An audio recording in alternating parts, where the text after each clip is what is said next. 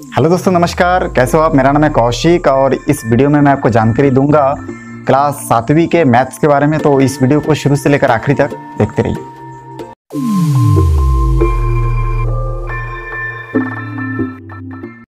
दोस्तों, आप देख सकते हैं कि इससे पहले हम लोग घातांक के प्रश्नावली 6.1 में 3 नियम के बारे में देख चुके थे।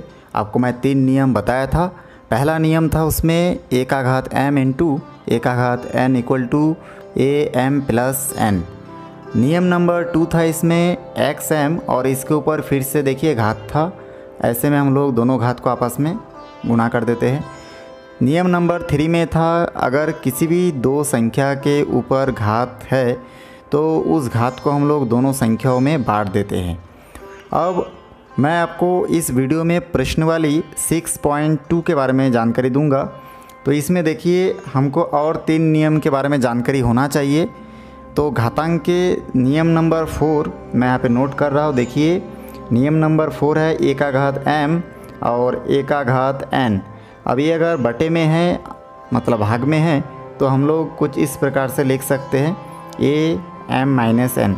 इसका जो घात है m और इसका नीचे वाले हर का जो घात है n, ये दोनों घात आपस में घट जाता है जब ये भाग में रहता है।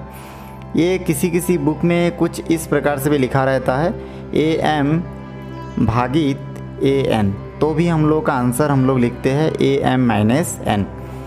अब यहाँ पे देखिए ये चौथा नंबर हो चुका है कंप्लीट। अब नियम नंबर 5 जो है इसमें हम लोग 5वां नंबर इसमें जो नियम है वो है आपका p नॉट इक्वल टू 1। मतलब ये है कि अगर किसी भी संख्या का घात 0 है तो हम लोग उसको 1 मान सकते हैं, उसका जो मान है वो 1 होगा। चलिए मैं यहाँ पे इसका उदाहरण दे देता हूँ। अगर मैं एग्ज़ाम्पल यहाँ पे लूँ तो यहाँ पे चलिए मैं लिख ले 273 और इसका घात जो है वो मान के चले 0 है तो फिर इसका जो वैल्यू हो जाएगा वो होगा 1। नियम नंबर 6 जो है उसमें देखिए नियम नंबर 6 इस प्रकार से है अगर कोई भी संख्या है घात वाला और उस संख्या के ऊपर इस प्रकार से 1 है, ठीक है, अंश में अगर 1 है तो हम लोग इसको इस रूप में लिख सकते हैं a माइनस m। या फिर हो सकता है कि कभी a माइनस m के जो बटे के ऊपर अंश में 1 हो तो इसका मान हम लोग फिर am लिख सकते हैं। तो इस प्रकार से ये 3 नियम का उपयोग करके हमको 6.2 को हल करना है। तो चलिए मैं अभी आपको इसका प्रश्न नंबर 1 के बारे में जानकारी दूंगा, तो देखते रहिए। इसके बाद आप देख सकते हैं कि ये जो ए नंबर क्वेश्चन है इसमें दिया गया है 6 का घात 5 है और भाग के बाद फिर 6 का घात 3 है और इसमें बताया गया कि निम्न को नियम 4 की सहायता से घातीय रूप में हल करें। अब हमको घातीय रूप तक लाके हल करना है। तो यहाँ पे देखिए मैं इसको हल करने के लिए सबसे पहले यहाँ पे इस प्रश्न को एक बार नोट कर लूँगा। तो यहाँ पे मैं नोट कर लेता हूँ 6 का घात 5 भागित 6 का घात 3। उसके बाद देखिए ये जो भाग का नियम है इस नियम को या फिर नियम नंबर 4 जो हम लोग लिखे थे am बटे an equal to am minus n। बटे मतलब भागी होता है, इसमें बहुत कुछ घबराने वाली बात नहीं है कुछ। यहाँ पे देखिए ये जो भाग है इस भाग को हम लोग बटे के रूप में भी दर्शाते हैं। अब भाग में रहे या बटे में रहे हमको क्या करना है, दोनों का जो घात है उसको आपस में माइनस करना है। ये देखिए तो इस क्रम में हम लोग इसको क्या करेंगे, ये जो 6 और 6 मिलकर जैसे a और a मिलके खाली a के लिखे थे उसी प्रकार से 6 और 6 मिलकर यहाँ पे मैं 6 लिख दूंगा और उसके बाद 5 और 3 आपस में घटेगा तो यहाँ पे लिखूँगा 5 माइनस 3। देखिए इस फार्मूला को मैं अप्लाई किया हूँ, दोनों a मिलके a के हुआ है, उसी प्रकार से दोनों 6 आपस में मिलकर एक बार 6 लिखना है और ऊपर के घात को आपस में जोड़ देना, ये घटा देना है। घटाने के बाद देखिए यहाँ पे आ जाएगा 6 और 5 में से 3 घटाऊँगा तो 2 बचेगा घात। इसको आगे भी मैं सॉल्व करूँगा तो आ जाएगा 6 इंटू 6। इसको आगे सॉल्व करूँगा तो इस प्रकार से इसका आंसर आएगा 36। तो ये हमारा आंसर होगा ए नंबर का। बहुत आसान है, इसमें जितना भी क्वेश्चन है उसको आप इस नियम को अप्लाई करके बना सकते हैं। इसके बाद मैं आपको इसका ई नंबर क्वेश्चन बताऊंगा। ई नंबर क्वेश्चन में देखिए यहाँ पे दिया गया है आपका x का घात 11 भागित x का घात 4 दिया है। तो मैं इस प्रश्न को एक बार नोट कर लूँगा। उसके बाद यहाँ पे मैं नियम 4 का उपयोग करूँगा। तो आप चाहे तो ब्रैकेट के अंदर भी लिख सकते हैं, साइड में भी लिख सकते हैं। नियम 4 बराबर हम लोग जानते हैं कि नियम 4 होता है AM/AN = AM-N। अब इस नियम 4 का उपयोग करने के लिए हम लोग देखिए इसमें फिर बराबर का निशान देंगे और दोनों x को मिला के एक बार x लिखेंगे। यहाँ पे ABCD A से लेकर Z तक कोई भी अक्षर हो सकता है, ठीक है। चर राशि चेंज हो सकता है, घात भी चेंज हो सकता है, लेकिन नियम एक ही है। दोनों जो आधार है, इन आधार को एक बार लिखना है और इसके घात को क्या करना है, हमको आपस में घटाना है, क्योंकि ये क्या में है, भाग में है। तो इसको मैं आगे सॉल्व करूँगा। तो यहाँ से हमको मिल जाएगा x और 11 में से 4 घटेगा तो यहाँ पे 7 बचेगा। इस प्रकार से x का घात 7 होगा। इसको आगे हल करने की आवश्यकता नहीं है, ये आंसर होगा। इसी में मैं आपको इससे और एक क्वेश्चन बता देता हूँ, जैसे कि डी नंबर क्वेश्चन। यहाँ पे देखिए डी नंबर, पहला 1 नंबर का डी नंबर क्वेश्चन मैं आपको बताता हूँ। डी नंबर में यहाँ पे साफ साफ लिखा हुआ है mn और इसके ऊपर घात 7, फिर भागित देखिए यहाँ पे लिखा है mn और घात 2। अब मैं इसको हल करने के लिए हमको, क्योंकि इसमें जितना भी क्वेश्चन है उन सभी क्वेश्चन को हल करना है। इसका जो नियम नंबर 4 है उसको अप्लाई करके हल करना है। तो मैं यहाँ पे नियम 4 को अप्लाई करने के लिए पहले हल लिखूँगा, उसके बाद इसको लिखने के बाद यहाँ पे मैं नोट कर दूँगा नियम 4 से, ऐसा मैं नोट कर दूँगा इसमें। तो नियम 4 से भी लिख सकते हैं और यहाँ पे इस प्रकार से AM/AN = AM-N मैं नोट कर लूँगा और यहाँ पे कोष्टक बंद कर दूँगा, या आप चाहे तो साइड में भी लिख सकते हैं। उसके बाद देखिए मैं यहाँ पे बराबर का निशान दूंगा और उसके बाद ये जो दोनों आपका दिख रहा होगा आपको, दोनों जगह पे जो आधार है वो mn इक्वल है, तो इसलिए दोनों को एक बार लिखूंगा और इसका घात जो है उसको आपस में घटा दूंगा। तो इस प्रकार से आगे इसको सॉल्व करूंगा तो हमको मिल जाएगा mn और 7 में से 5 2 घटेगा तो यहाँ पे 5 बचेगा। इस प्रकार से mn का जो घात है वो 5 होगा और ये आंसर होगा। तो इसमें जितना भी गणित है उसको इस प्रकार से बहुत आसानी से आप लोग सॉल्व कर सकते हैं। अब मैं आपको प्रश्न नंबर 2 में 2 क्वेश्चन को सॉल्व करके बताऊंगा। अब यहाँ पे देखिए जो ए नंबर क्वेश्चन है इसमें लिखा हुआ है और प्रश्न में भी लिखा हुआ है कि निम्न को सिद्ध कीजिए। ए नंबर जो क्वेश्चन है इसमें हम लोग देख रहे हैं कि इसका लेफ्ट हैंड साइड ले लेते हैं। तो देखिए लेफ्ट हैंड साइड लेना है और राइट हैंड साइड सॉल्व करना है। तो लेफ्ट हैंड साइड हम लोग ले लेते हैं। यहाँ पे लिखा है 6 का घात 5 और 6 का घात 4। अब देखिए क्योंकि ये दोनों संख्या, जो घात वाला दोनों संख्या है, ये बटे में है। अब इसमें हम लोग बटे का नियम मतलब भाग का नियम यूज़ करेंगे। तो हम लोग लिख सकते हैं 6 5 - 4 और इस प्रकार से 6 का जो घात है वो 1 आएगा और 6 का घात 1 है मतलब 6 को एक ही बार लिखना है। तो इस प्रकार से इसका आंसर हो जाएगा 6। तो ये देखिए उत्तर हमारा 6 आया। तो इसलिए हम लोग यहाँ पे लिख सकते हैं, अतः यहाँ पे ये दोनों साइड क्या है, एक दूसरे की इक्वल है।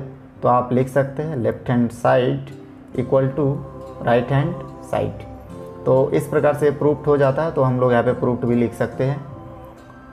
इसी प्रकार से देखिए दूसरा नंबर, इसका जो सी नंबर क्वेश्चन है, उस सी नंबर क्वेश्चन को भी हम लोग हल करने के लिए यहाँ पे भाग का नियम यूज़ करेंगे, अप्लाई करेंगे। तो यहाँ पे हम लोग लिख सकते हैं 16 2m अपन 16m। उसके बाद यहाँ पे मैं या फिर लेफ्ट हैंड साइड इसमें भी लिखना था हमको, तो हम लोग लिख सकते हैं left hand side equal to इतना। अब या फिर नहीं लिखे तो इसके बाद लिख लीजिए left hand side equal to 16 2m बटे 16m। अब इसको हल करूँगा तो हो जाएगा 16 2m - m। अब यहाँ पे देखिए 2m में से 1m अगर घट जाएगा तो हमारा जो आंसर बचेगा यहाँ पे 1m बचेगा। तो इस प्रकार से 16m इसका आंसर होगा और ये राइट हैंड साइड के क्या है, इक्वल है। इस प्रकार से आंसर होगा। आप चाहे तो भाग के नियम को चुकी लिख के साइड में भी नोट कर सकते हैं कि am बटे an equal to am - n। इस प्रकार से इसको आप नोट कर सकते हैं, इस फार्मूला को। तो देखिए ये मैं नोट कर दिया हूँ। तो इस प्रकार से आप इसको सॉल्व कर सकते हैं। और यहाँ पे आप आखिरी में लिख सकते हैं कि left hand side equal to right hand side, तो ये प्रूफ हो जाएगा। और इस प्रकार से प्रश्न, इसमें 2 क्वेश्चन और एक क्वेश्चन दिया गया है प्रश्न नंबर 2 में, उसको आप अपने लेवल पे सॉल्व कीजिए। अब मैं इसका तीसरा नंबर प्रश्न आपको बताऊंगा। अब देखिए यहाँ पे जो प्रश्न नंबर 3 है, इसमें लिखा हुआ है कि निम्नलिखित को धनात्मक घात के रूप में लिखिए। अब धनात्मक घात के रूप में लिखना है हमको। अब हम लोग तभी लिख सकते जब हम लोग इसके जो घात है माइनस में, उसको प्लस में कन्वर्ट करेंगे। तो इसके लिए हम लोग करेंगे कि इसमें पहले तो प्रश्न को एक बार नोट कर लेंगे हल लिखने के बाद, और उसके बाद हम लोग देखेंगे ये जो है हम लोग 3, इससे पहले मैं आपको इसका 3 नियम के बारे में बताया था, घातांक के जो नियम होते हैं, ठीक है। अब उस घातांक के नियम को यहाँ पे हम लोग अप्लाई करेंगे। आप चाहे तो इसको देख सकते, देखिए जो घातांक का जो मैं नियम लिखा के दिया था, उस नियम के अनुसार अभी जो हम लोग क्वेश्चन देख रहे हैं, उस क्वेश्चन को ये वाला जो भाग है वो कैप्चर करता है।